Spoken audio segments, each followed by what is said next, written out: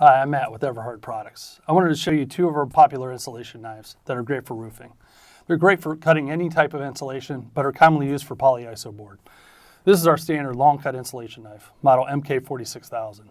Many contractors still call it the Barrett knife, and it's very similar. The only difference is the blade length. This has a 3 5/8 inch blade compared to the 2.5 inch on the old Barrett knife. This knife is great for cutting 1 and 2 inch polyiso board. This is our new XL insulation knife, model MK46300. We heard from many contractors that they needed a longer blade to cut through the thicker 4-inch polyiso board. So we listened.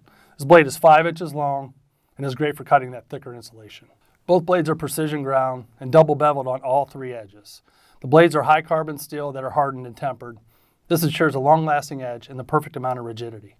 The handle is a durable ABS plastic with a rectangular shape that provides a comfortable grip. We also make a high-quality leather sheath that is perfect for both knives. This sheath is our model DM90070. Everhard's insulation knives are the most popular insulation knives used in commercial roofing today.